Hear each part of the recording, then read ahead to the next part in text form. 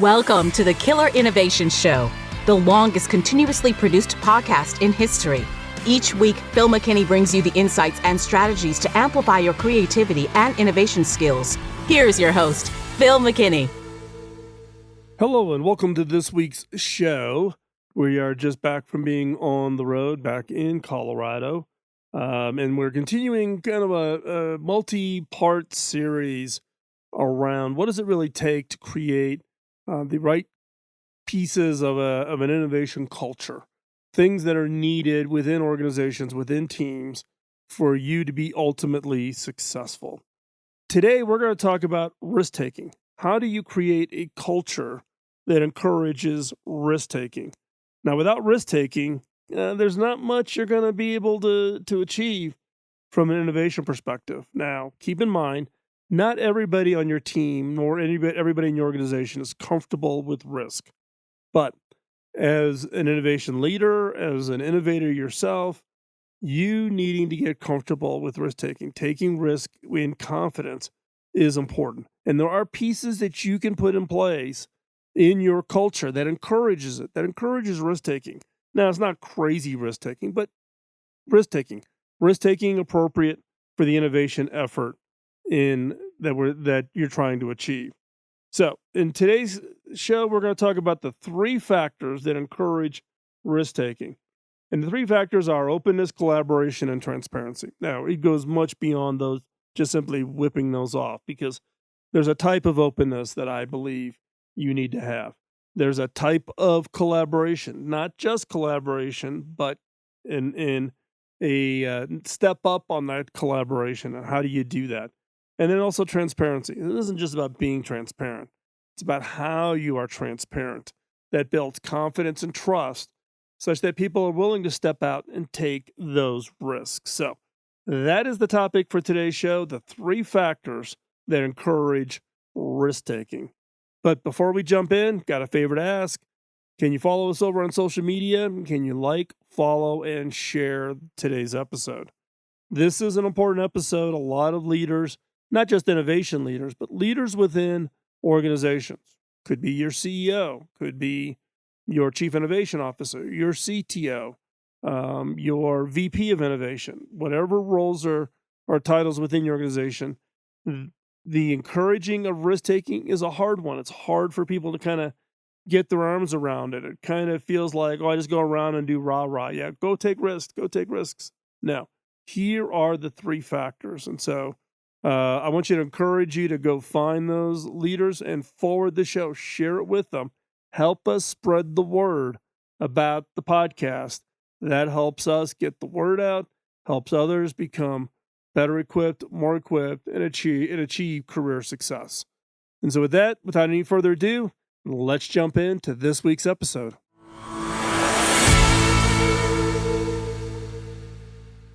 In today's society, most people are afraid of what others will think about them if they try to do anything that's out of the box or take any kind of risk. Look, it takes guts and bravery to be yourself.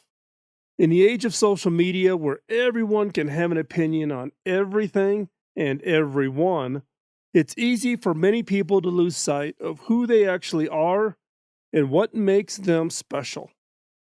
Lady Gaga probably said this best in a recent quote. "The riskiest thing I've ever done this year is to risk being me." So how do leaders and individuals combat this fear of taking risks with self-confidence so that you never stand in the way of your own success? Leaders play a pivotal role in innovation risk-taking. They can either discourage or encourage risk-taking. Now look, innovation can be scary, which is precisely why most companies choose not to move forward. They choose to stagnate over time as their industry becomes increasingly more competitive. However, by creating an environment where taking risk isn't seen as a taboo, but rather something that should be encouraged, you'll find that your organization is changing and growing for the better. There are several factors that make up the foundation of an effective cycle for innovation, experimentation, and improvement. Risk-taking is one of those. The three primary elements, the three factors that will encourage your team, your organization to take risks is around openness, collaboration, and transparency. If you want to build an environment where everyone works together towards common goals without the fear of judgment, one that encourages risk taking along with, being a little cautious at times, these factors will help guide your efforts. So first up, consider open communication. Now, this is open communication between all employees at every level within the organization. Now, this type of system fosters trust throughout the ranks, which allows for input from people on both sides of any project. Trust is the outcome of open communication, and that is the objective of this factor. You want to have such open communication that people trust you. They trust the fact that there's nothing being hidden. This allows for a free flow of information. Makes the employees feel empowered and involved rather than feeling like they're simply just following orders from above. Open communication is not open telling, it's two-way. Speaking up when something doesn't seem right or isn't working is not only empowering, but it encourages creativity. It encourages creative thinking. And more importantly, it encourages problem solving in the moment. Don't wait until the problem gets to the very end and then you find the problem and you have to unravel it. Empowering everybody in your organization to have open communication, to raise the flag, raise their hand and say, hey, I don't think this is right. I think we need to do something different here, helps you find and address problems early, which ultimately allows you to be even more successful. Now, this type of environment breeds innovation without fear that can help you and your organization grow. It can help you grow as a leader, and it can help your organization become a leader in the industry you serve. So, what are some examples of organizations that have open communication? Now, look, creativity often is sparked by the simplest kinds of brainstorming sessions that encourage people to think outside the box instead of following protocol, for its own sake. Now, the purpose of brainstorming, which is a form of open communication, is to encourage employees to share their best ideas, no matter how crazy they might be. And in fact, I would encourage you to think about brainstorming as one way to model open communication and then use that to push open communication into other things, other activities, other programs, maybe things not even directly related to your innovation funnel for open communications. By fostering this environment where risk-taking and creativity are encouraged, you'll find your organization is growing by leaps and bounds and leaving your competitors behind. Now, a specific example I want to talk to is the U.S. Marine Corps. Now, the U.S. Marine Corps reached out and was looking for facilitation to do two outcomes. One was to actually facilitate a brainstorming ideation session to generate real ideas to a real problem. Step one. Step two was run these sessions such that the leaders who would participate would learn the skill of facilitation, would learn how to run these ideation sessions so that they can take it back to their own team. So we designed a one-day ideation sprint. And we spent the first half of the day teaching fundamental skills, fundamental capabilities, getting leaders to think differently, looking with fresh eyes, innovation antibodies, a lot of the things that you've heard on this show. Second half was running an actual sprint with an actual problem. Now, this is the U.S. Marine Corps. Very structured, very hierarchical. Rank, is someone a colonel, is someone a captain, is somebody a civilian, all are in this very well structured hierarchy. And therefore, open communication is not something that comes natural in different parts of the military. So we spent in day one actually getting people kind of out of their ranks and thinking about hierarchy and those types of things, such that when we got into the ideation session, that people would actually feel comfortable in proposing these absolutely crazy, wacky ideas. Now, what was interesting is we had I don't know if it was a 1-star or a 2-star. I think it was a 2-star general propose the problem statement. So what's the problem statement? That defines the problem we're trying to solve in an ideation session. So they define the problem statement. Now, this general was not in the room. We present the problem statement. And what was interesting is we encouraged them to give us feedback. Was this the right problem statement? What issues with it? Is this the real problem that they are dealing with? And it became pretty universal in the entire room that the problem statement was wrong. It was not the correct problem. So we, on the fly, went through a quick little brainstorming ideation session to ideate the problem statement and encouraging people to toss in their own ideas. And this is everybody from clerks to program managers to colonels, to captains, a wide range of people. It was, I don't know, probably 30 people in the session. And the end result was that little exercise of needing to brainstorm the problem statement actually encouraged that open communication. When we got into really solving the problem in the afternoon, where we were really ideating the problem, guess what? That open communication, that modeling of open communication, not being judgmental on the ideas, not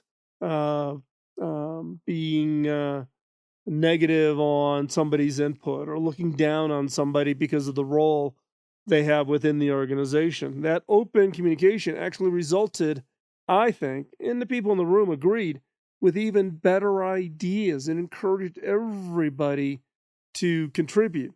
So I think brainstorming is one way. If your organization does not have a strong open communication form of culture, then use the brainstorming to model open communication through the process of anybody can throw out the wackiest or craziest idea.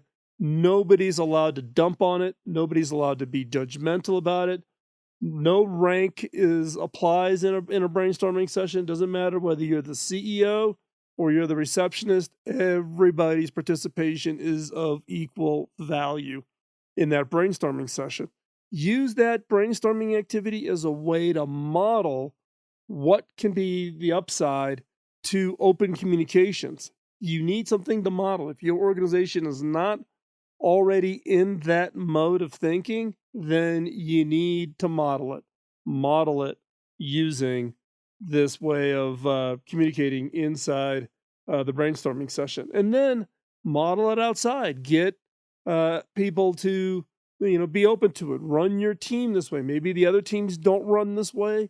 Model your team. Set the seed. Plant that seed that then starts to become part of the expected norm inside of the organization. Now, the second factor that encourages risk-taking is active collaboration. Now, active collaboration is taking collaboration to the next level. Most organizations look at collaboration inside, I'm talking about with across teams and such, as something that just magically happens. It is the result of people kind of leaning back and somebody having some kind of a relationship with somebody on another team, and they reach out and have a conversation, and then all of a sudden this collaborative effort kind of just emerges. Active collaboration is completely different. Active collaboration is the result of design and intent. You're not waiting for someone to offer to help. You are designing the collaboration, designing how the interaction, how the teams work together, how that is going to be supported. How is that going to be designed? You're not sitting back waiting for it to magically happen. You design and construct your collaboration by looking for opportunities to leverage capabilities, expertise, resources, diversity of thinking styles, experiences. As a leader, if you're putting together a team, even if you don't have a leadership title officially, but you're trying to put together a team. It may even be something you're maybe doing a little stealthy within your organization. You're looking to pull some people together. Active collaboration. Design the collaboration. Look at capabilities. Do you need to collaborate with somebody that has access to the supply chain? Because eventually you need to ship a product and generate revenue. Or you need certain expertise, and expertise is over in some other part of the organization. You just need resources. You need hands and feet and bodies to do work. You need diversity of thinking styles. You need people who look at the problem differently, who can look at it completely from a different perspective than you or your team, and maybe highlight things that are really positive about your idea, or where there might be some holes in your thinking that you got to tighten up and work on. And you need people also maybe who have different experiences. Maybe somebody who's led a program similar to yours that did it successfully in your organization. Maybe they need to be part of collaboration. The key here is design and construct your collaboration. Don't let it just accidentally happen. Think about who do you need to be part of this collaboration effort? Who are they? And then how do you go invite them? Go inviting them to be part of it. For instance, when engineers work alongside designers who work together with marketers all across different levels within an organization, everyone feels involved in a process that will ultimately improve the end result. Rather than just having engineers do work and then throw it over the wall, this collaborative effort of saying, man, we have engineers, maybe we need to have some designers, maybe we need to have marketing involved in this. We don't need to all have it be all the VPs huddling up together and then passing down what everybody within the organization needs to do. It's getting people all across the organization, making them feel part of the project. It's not your project, and you're granting them the special privilege to participate. It's their project also. It's a collective our project. That is what collaboration is all about. And by involving all employees in everything from start to finish, don't get all the design work done and then open up for collaboration. Start from the very beginning. But when you get all employees from start to finish, even if their role seems insignificant compared with other teams within the organization who are involved on your project, you'll find that these types of efforts can lead to impressive results. Because why? Because you're drawing on each person's unique strengths and abilities. Strengths and abilities that may not even be obvious to you. That person who's sitting in finance who like, okay, what do I want? Why do I need finance in this project? But they may have some background. They may have an interest. They may have a perspective. They may have started their career in something that you aren't even aware of in their background that all of a sudden gives you some unique insight. So involve all employees. And by doing that, trust me, I've seen this happen 1,000 times. You will get much better results through active collaboration. So let me give you an example. So I was invited, this is many, many years ago, to be part of the Innovation Advisory Board for Roche Diagnostics. So Roche Diagnostics, their primary business is those little test strips people use to test their blood sugar levels if you're a diabetic, type 1 or type 2 diabetic. So the head of the innovation team at Roche is a listener of the podcast. We've gotten to know each other. He reaches out and asks, they're putting together an internal group of leaders, and this would be like the head of Roche, the diagnostic side for diabetes care, and some other people. It's a handful of people, 4 or 5 people total. And they asked me if I would join this innovation advisory board as the one outside member. I'm like, yeah, it sounds interesting. Sure. So we started down this path, and the focus was on type 2 diabetes. So what could Roche do to improve people's lives who are needing to live with type 2 diabetes? And so one of the suggestions that came up is, hey, let's think about maybe not building a non-traditional team. So I working with the Roche team. thought about, let's think about all the different people that would make for the perfect team, not irrespective of whether somebody is inside of the diagnostics team or they're in some, Roche Pharmaceuticals or Roche Devices or wherever they are across the organization. And rather than waiting until the project got done, and we started right from the very beginning before we even knew what the idea was, all we knew was the problem statement. How do we make lives better for those that are type 2 diabetics? And we invited people from across Roche. Now, that has never happened because typically people want to keep the idea to themselves. They're going to cover it up, they're going to hoard it. They don't want to share it until it gets to a certain stage such that nobody can ever say no or stop the work. But instead, we reached out right from the very beginning and said, hey, we don't know what the answer is, but here's the problem. Would you be willing to collaborate with us on this and come up with this? No matter where it leads, it could lead to a device. That means it's your area. It could lead to diagnostics, could be in this teams, it could be, in pharmaceuticals. Who knows? We're not preconceiving. Let's collaborate on type 2 diabetes care. And this team came together. It involved multiple product lines, some totally unrelated to diabetes, but there was people there that had certain expertise. And this team came together, refined the problem statement, and then ideated over a series of time and ran a bunch of experiments to identify things that Roche could leverage from their own capabilities, their own market presence, etc., to look at type 2 diabetes differently. And the end result was a big success. And so, that's an example of breaking the mode of traditionally everybody working on an idea is all part of one team, or two, you come up with an idea, but you hoard it. You don't share it. You don't invite others to co-own it with you or collaborate with it on it with you.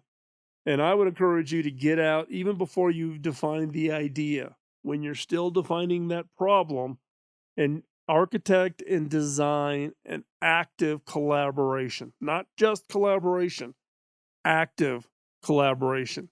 That's the difference. That's what will drive to great success.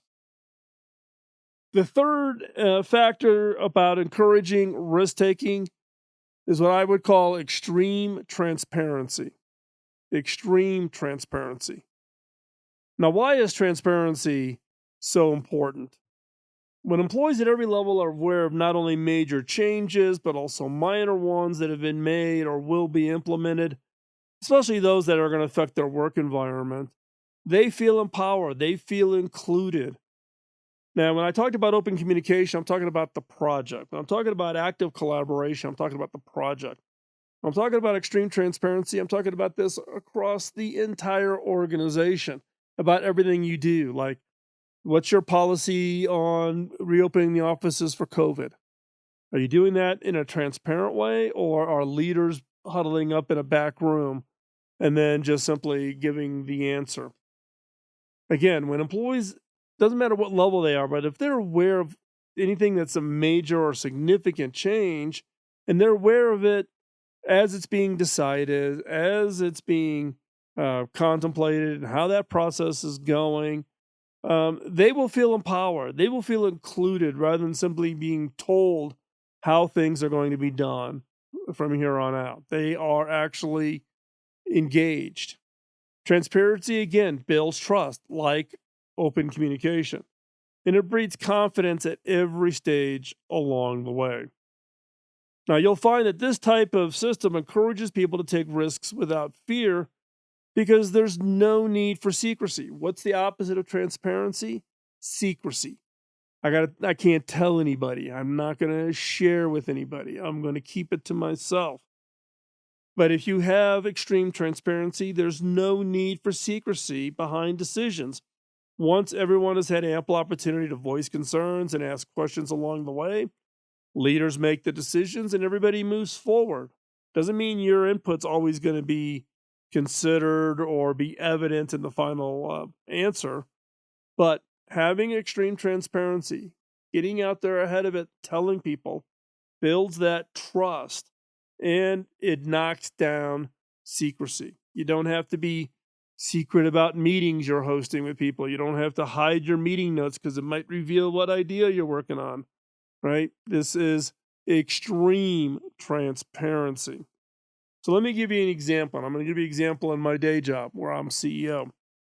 Now, a lot of organizations do exhibit extreme transparency, and where I'm at as a CEO does the same thing. For instance, our policy is that we will share the detailed budget with 100% of the employees. Doesn't matter whether you're a senior vice president or you are the receptionist at the front desk. Everybody gets to see the detailed budget all the way down into the details. And they see it before the board of directors even see it. So it's not the budget after it's approved. This is the budget before it's even submitted for approval. Why? Because then if anybody sees something funky in the budget, or they had anticipated they were going to get funding for something and they don't see it, or they want clarity of what's the plan around this particular activity, they have an opportunity to raise it. We all have an opportunity to discuss it before we take it to the board of directors for approval. So that's just one example. Another example is the board meetings. We actually walk the entire company through the agenda for the upcoming board meeting ahead of time so they know what the topics are. We actually invite employees to submit ideas for topics for the board meetings. And that transparency, they're not worried or concerned that there's some secret, stealthy conversation occurring, in a board meeting that could affect jobs or, funding or whatever. The other is innovation pipeline. We do a detailed innovation pipeline twice a year, January and July, and it's open to 100% of the employees. Now, it's an all-day thing, so it's intense. Every project, whether it's a funded project or a project in the pipeline that is still in review before funding gets approval, we literally walk through every project. The person, who's the lead on the project stands up, describes the project. Now, up to this point, I've also made the rule that you cannot use PowerPoint slides. You have to be able to stand up and verbalize your project, describe it in such a way that people get it without the crutch of PowerPoint slides. We keep them to about 8 to 10 minutes each because we have a lot of projects in the pipeline. And so we want to make sure everybody has an opportunity. So they present 8 to 10 minutes, and then it's another 8, 10, up to 15 minutes, maybe in some cases, of Q&A around an idea. And then we're off on to the next idea. But we allow everybody to see every project in the innovation pipeline. So those are just some examples of the extreme transparency where I am at as the CEO. It's around budget, board meetings, the innovation pipeline reviews, different teams rotate where they do what's called a QBR, quarterly business review, where they walk through all of their deliverables and how they do. Were they good? Were they okay? Did they miss on some stuff? Okay, that's fine. We are big believers in OKRs, objectives and key results. And our OKRs are 100% public and transparent. You can log on to a system. You can see every objective and current status against key results, against every project team and against every project inside of the organization. So there's no hiding. Everybody knows, and it automatically will bubble up those that are falling behind. And more, it's not so much to sit there and point fingers and say, why are you behind? What are you going to do to make it better? It's somebody in another part of our organization say, hey, I see you're having a challenge on this one area. We're doing something similar, or I've got an idea, or I've got a few free cycles. Is there some help I can give you to help close the gap on the key result? Why is this so important? Because the way we structure the bonus within our organization is 70% of our bonuses are paid out based on the overall team organization results, and only 30% is on the individual. So 30% of your bonus is determined by what things you directly control. 70% is tied to the overall team's achieving its objective. And by having the metrics set up that way, people are looking around to say, is everybody on track? Is somebody behind? Can I go help them if they're struggling or if they're challenged? So again, that is how we've chosen to set it up, and it's worked pretty effectively for us. So again, extreme transparency, being open and sharing in such a way that people just have that confidence factor, that confidence that there's no hidden agenda, there's nothing going on behind the scenes. It builds confidence in the leadership. It builds confidence in themselves, in their ability to also be transparent. They don't have to be secret. They don't have to hide a mistake or something they missed on. They can be open. They can be transparent with it. It's nobody gets beat up and such. It's about being transparent such that the organization can achieve its overall long-term objectives. Now, when it comes to risk taking, I wanted to find a good example that was kind of an overarching one. And the one I found was, when I really think about it, is the U.S. Navy SEALs. These are the best of the best. These are the people you send in when nothing else is going to work, where you need really the teams that are working at the absolute pinnacle of skills and ability. And it's high risk. It's people, many Navy SEALs get injured, many Navy SEAls actually get killed in combat.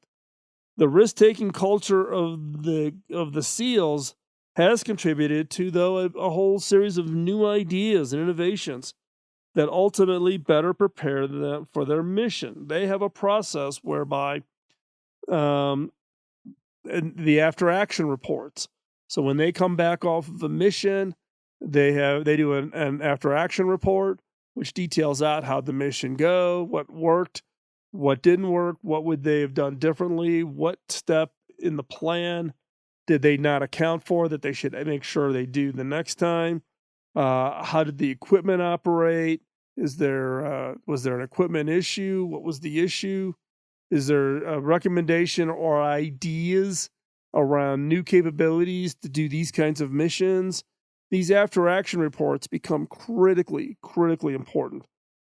And in addition to that, the SEAL leaders, the people who are running the SEALs teams, they've learned that good risk takers are reliably outstanding performers. Look, not everybody in your organization is comfortable with risk. It's a personality trait. But when you find those that are really good risk takers, meaning they take the risks, but they know how to manage it, they know how to run it, good risk takers are reliably outstanding performers. They are often more prepared, more energetic, and more motivated than most other people on the team. And this is what Navy SEALs look for. This is what ultimately becomes the new leaders, the next generation leaders of Navy SEAL teams. Now, there's SEAL team leaders that have been in positions for years, but they're constantly looking for these individuals that are good at risk taking.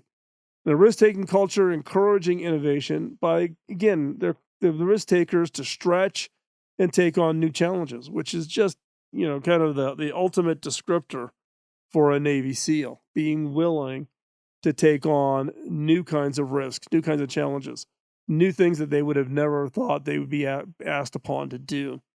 But again, the Navy SEALs could be a great example that you want to look into about how they do risk taking and how they manage risk taking. And it may be a fit for your organization.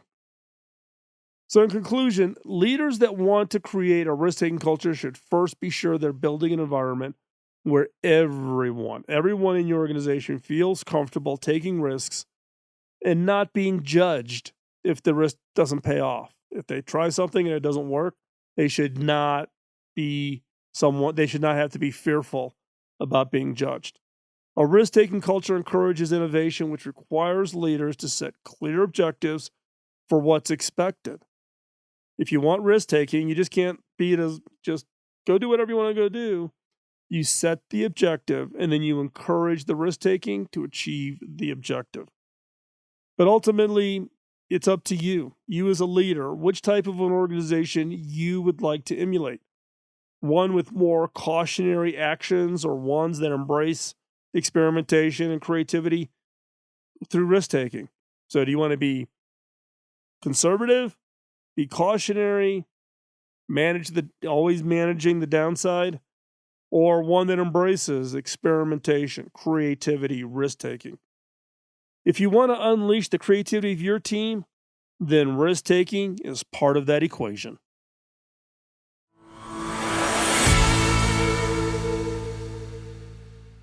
So, of the three factors, which is the one that you find the hardest? Now, for me, it is around this open communication.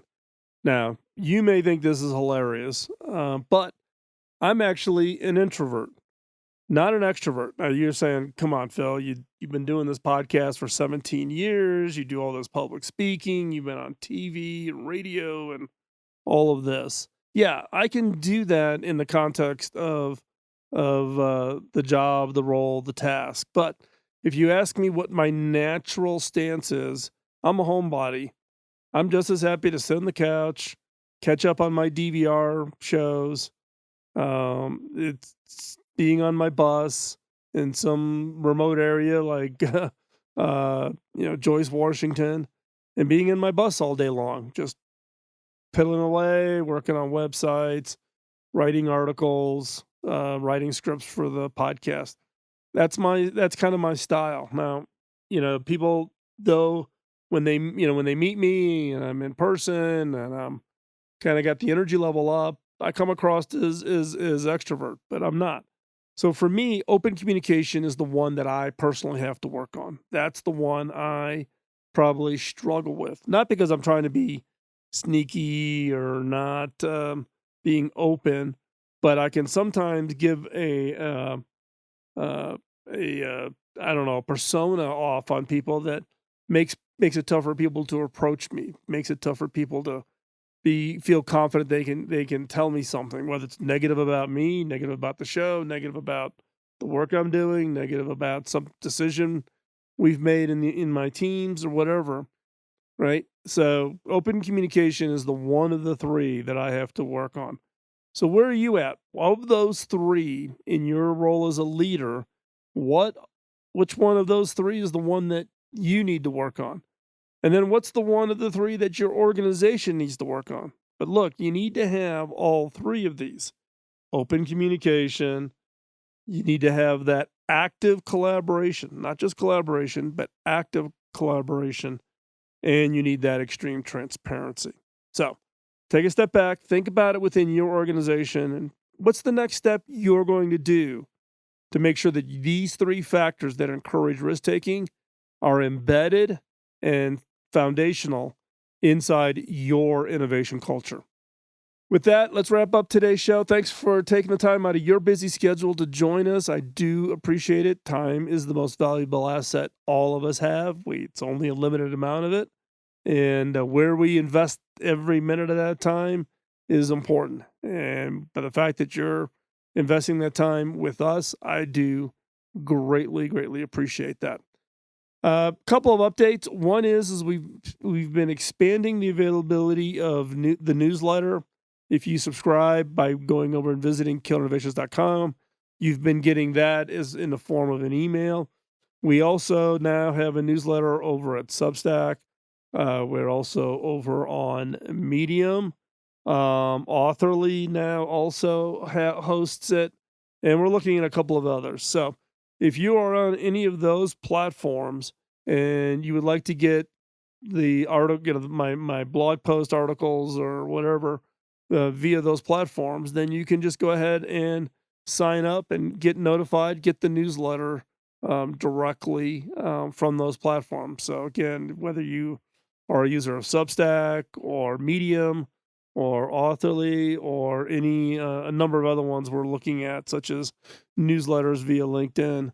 So, and let me know which one you prefer to get it on, because we want to make it as easy as possible for you to get the content, and then based on the newsletter, knowing which content you might find useful, and you can take advantage of it. So, with that, again, thanks for taking the time out of your busy schedule please help us spread the word.